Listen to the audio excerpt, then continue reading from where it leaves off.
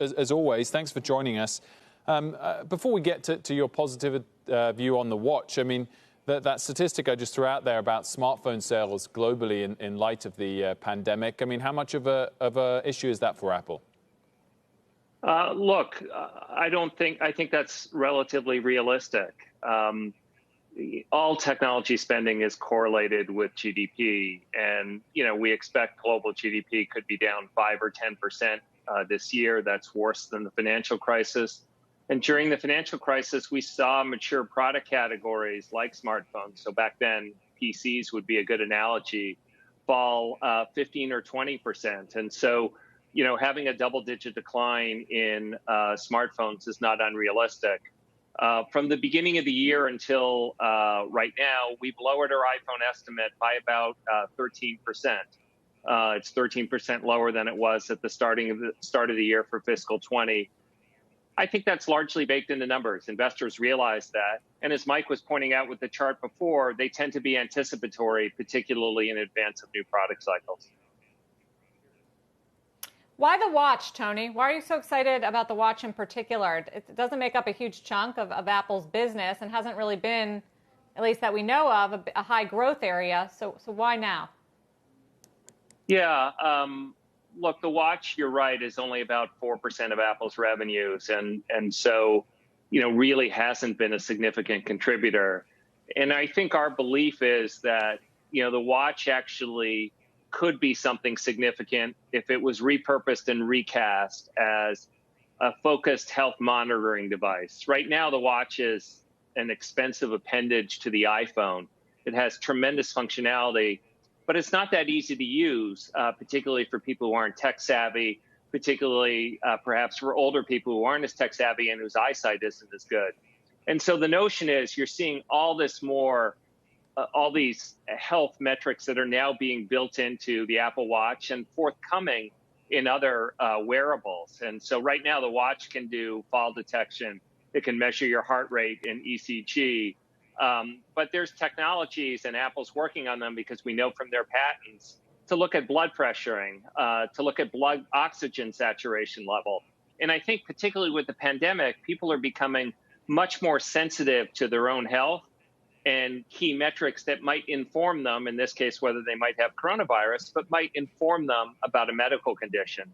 And particularly with telemedicine becoming, more important or more a larger part of medicine going forward, we think there is an opportunity for Apple to really take this technology and to build a simpler, less expensive, purpose-focused device, which would be almost like a doctor on your wrist, a health monitoring device.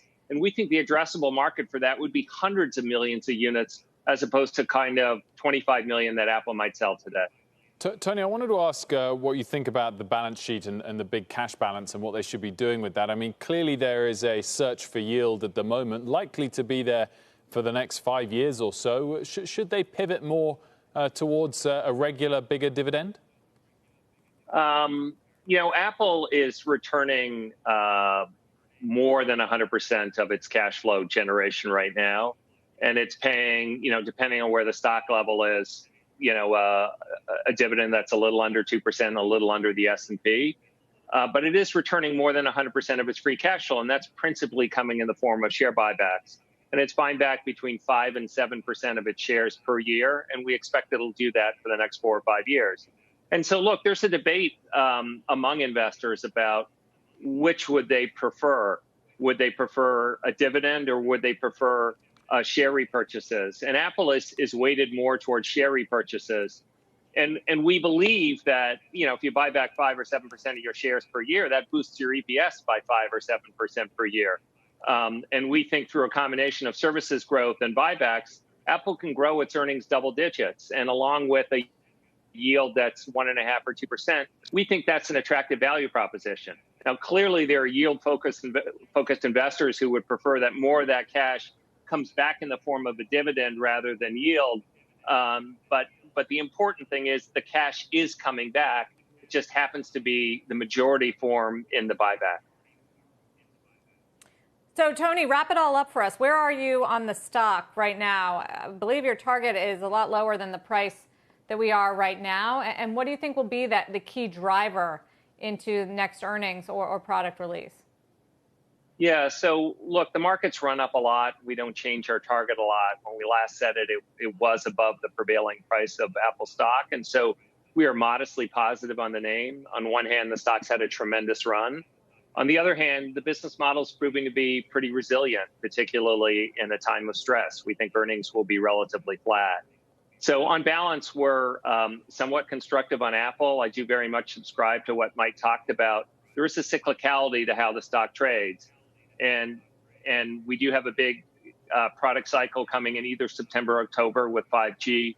And because iPhones were not great last year, and because they were not great this year because of economic weakness, we think there's a potential to be very strong iPhone sales in 21 and or 22. And the market largely anticipates that, and we think the market will continue to anticipate that. So we think the stock will likely continue to fare well over the next several months. Then you need to raise your price target then from that 285, I think. Yeah, I mean, Tony, we don't do it every week, so all in due course. Toni Sacconaghi, thank you for joining us.